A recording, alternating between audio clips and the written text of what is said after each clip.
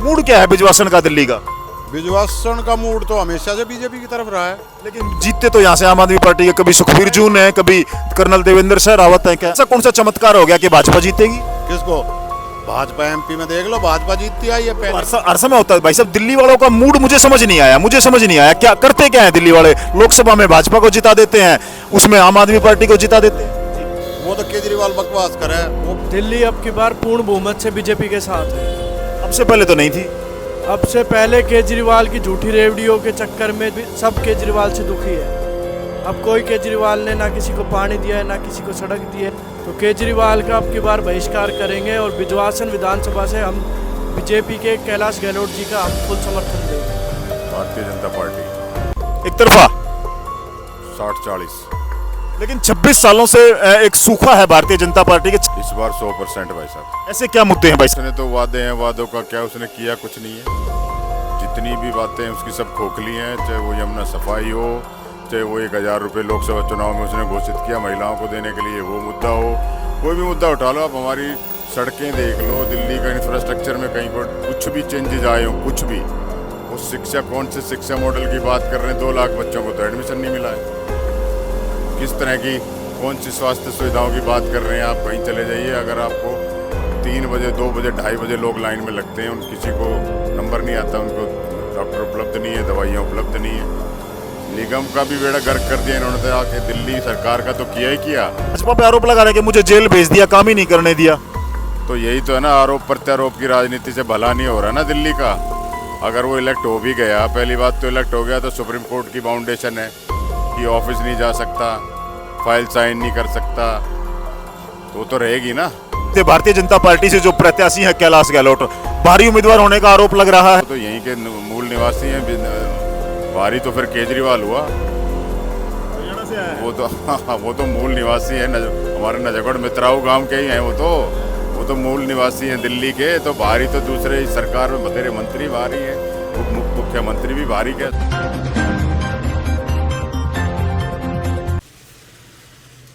नमस्कार, स्वागत है आपका समाचार क्यारी में और दिल्ली के दंगल। जी हां, इस समय हम देश की राजधानी दिल्ली में मौजूद हैं, जहां दिल्ली विधानसभा चुनाव को लेकर के चर्चाएं जोरों पर हैं। आज मैं बिजवासन विधानसभा क्षेत्र में मौजूद हूं और मेरे साथ बिजवासन के कुछ जागरूक मतदाता हैं, नागरिक हैं। उनसे जानते हैं दिल्ली की सियासत में, दिल्ली के दंगल में इस बार क्या है और दिल्ली का मूड क्या है। जी नमस्कार।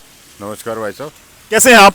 बढ़िया, बहुत अच्छे। वैसे तो मौसम में ठंड है, लेकिन सियासी हलचलों ने दिल्ली के लोगों में गर्मी पैदा कर दी है। आप क्या समझते हैं, दिल्ली का मूड क्या है इस बार?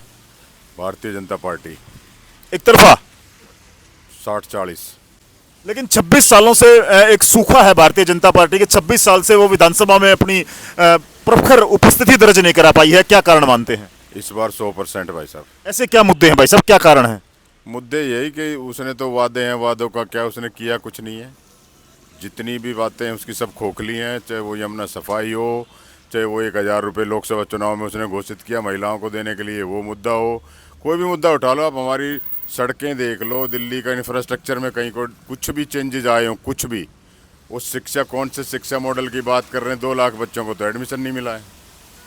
वो किस तरह की कौन सी स्वास्थ्य सुविधाओं की बात कर रहे हैं? आप कहीं चले जाइए, अगर आपको 3 बजे, 2 बजे, 2:30 बजे लोग लाइन में लगते हैं, किसी को नंबर नहीं आता, उनको डॉक्टर उपलब्ध नहीं है, दवाइयाँ उपलब्ध नहीं है।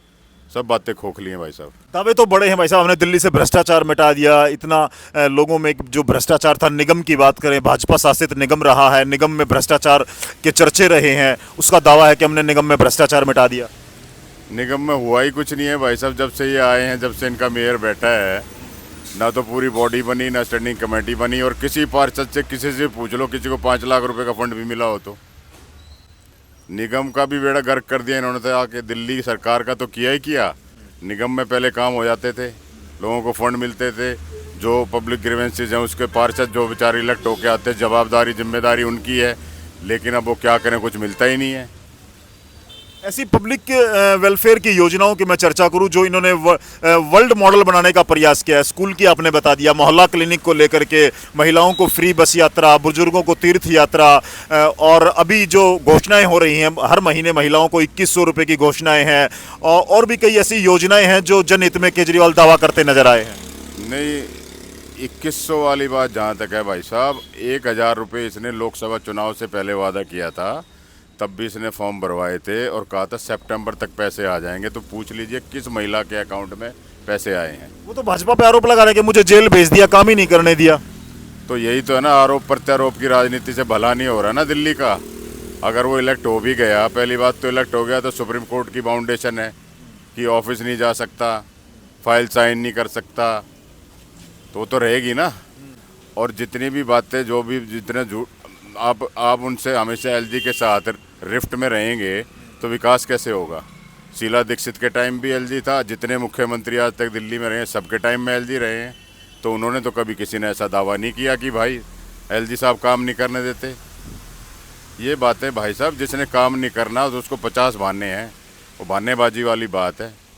लेकिन आम आदमी का राजनेताओं से विश्वास उठा है, क्योंकि दल किसी भी दल की बात करें, आम आदमी क्या समझता है कि राजनेता चुनाव के दौरान आते हैं, वादे करते हैं और चले जाते हैं। लेकिन एक जो बड़ा वोट बैंक है पूरे देश में, महिलाओं का वोट बैंक, लगभग आधी आबादी है देश की, उसको प्रभावित करने में कामयाब रहा है। कुछ ऐसी योजनाएं हैं महिलाओं के लिए जो केजरीवाल लेकर के आया। इस बार दिल्ली की महिलाओं का मूड क्या है, आप क्या समझते हैं? नहीं, दिल्ली की महिलाएं भाजपा को वोट करेंगी, क्योंकि भाजपा ने, मोदी जी ने, उन्होंने भी कहा कि जितनी योजनाएं चल रही थी वो सारी बदस्तूर चलती रहेंगी, उसमें कोई चेंजेस नहीं होगा।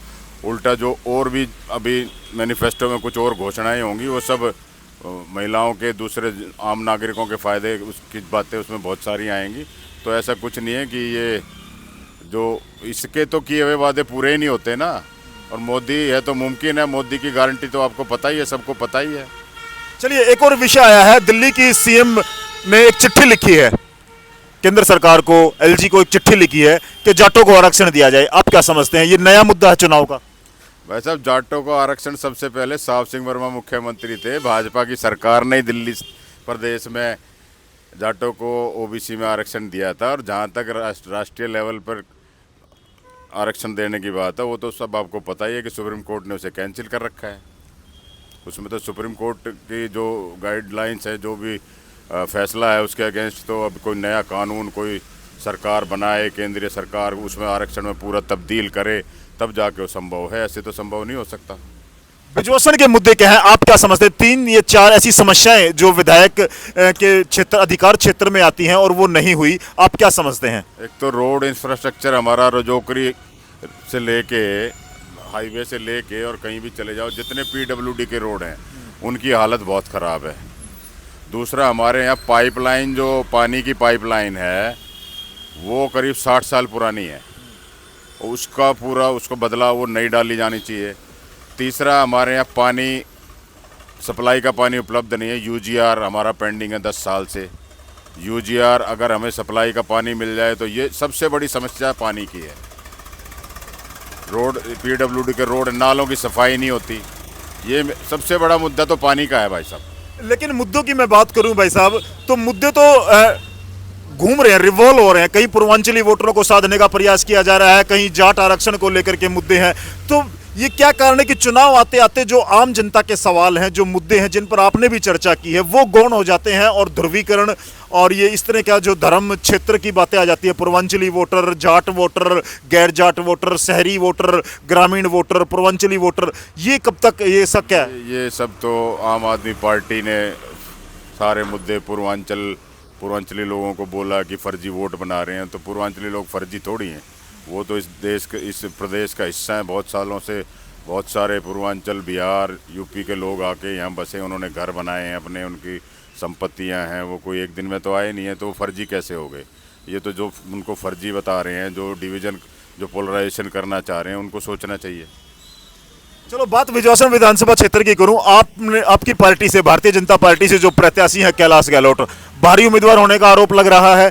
10 साल वो लगातार आम आदमी पार्टी में रहे और अब भाजपा की टिकट ले आए। जब आम आदमी पार्टी में थे तो तब भी उनकी मुखालफत होती थी और अब आपकी पार्टी से टिकट ले आए, भारी प्रत्याशी का आरोप है।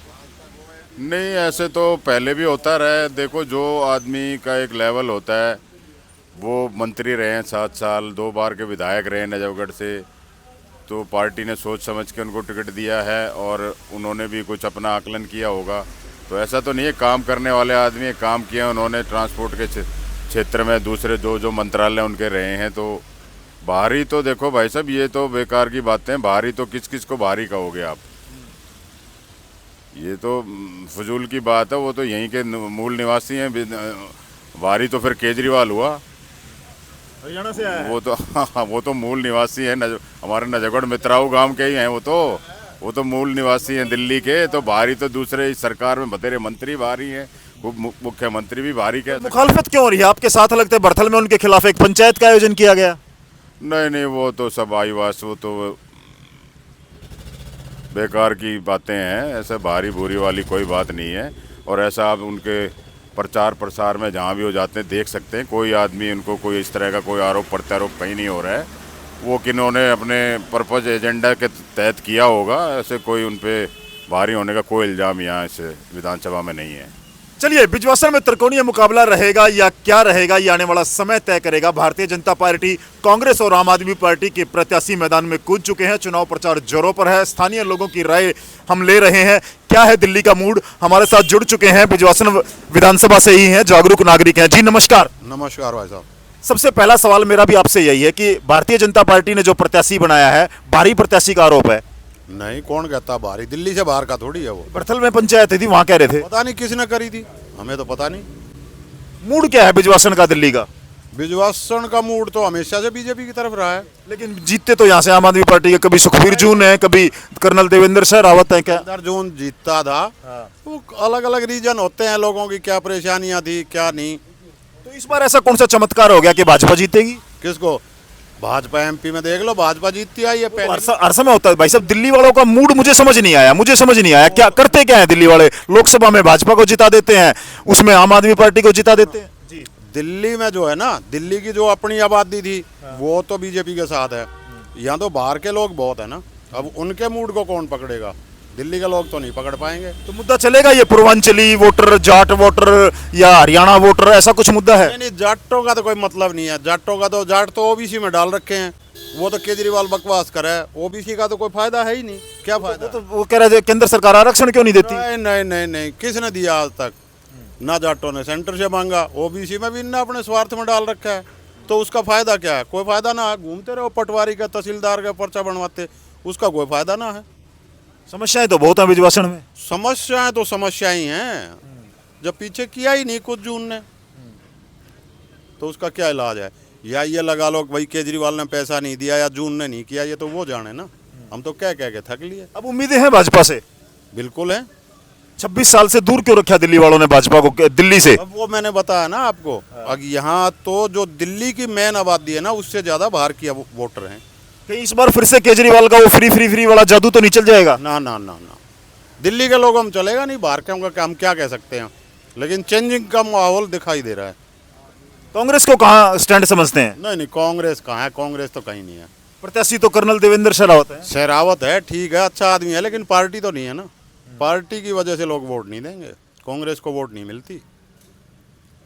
कांग्रेस को कहा गया केजरीवाल, या तो केजरीवाल या बीजेपी, कांग्रेस को वोट नहीं है। आपकी क्या राय भाई साहब? मैं तो भाई साहब रहने दो। कौन सी पार्टी अच्छी है तो बता दो। बीजेपी अच्छी है। बीजेपी? हाँ। इन दोनों के कारण तो नहीं कह रहे हो? ना ना ना, आपकी अपनी राय है? अपनी राय है। हम बिजवासन विधानसभा के युवा मतदाता हमसे जुड़े हैं। क्या नाम है आपका?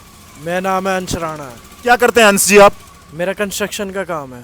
क्या समझते हैं दिल्ली का मूड क्या है? बिजवासन में क्या होने वाला है? दिल्ली अब की बार पूर्ण बहुमत से बीजेपी के साथ है। अब से पहले तो नहीं थी। अब से पहले केजरीवाल की झूठी रेवड़ियों के चक्कर में जो बाहरी पूर्वांचली वोटर है या और बाहर के आदमी बोल लो, उनके कारण हार रही थी बीजेपी। इस बार पूर्वांचली वोट दे रहे हैं। अब की बार बीजेपी ने काम करा है और सब केजरीवाल से दुखी है। अब कोई केजरीवाल ने ना किसी को पानी दिया है, ना किसी को सड़क दी है, ना कुछ हुआ है। यहाँ तक कि महिलाएं भी सुरक्षित नहीं है। जो कैमरे लगाए गए थे आज तक, ना तो कोई कैमरा चल रहा है उनका, और बिल्कुल ही दिल्ली को एक नरक बना के छोड़ दिया गया है। तो केजरीवाल का अब की बार बहिष्कार करेंगे और बिजवासन विधानसभा से हम बीजेपी के कैलाश गहलोत जी का हम फुल समर्थन देंगे।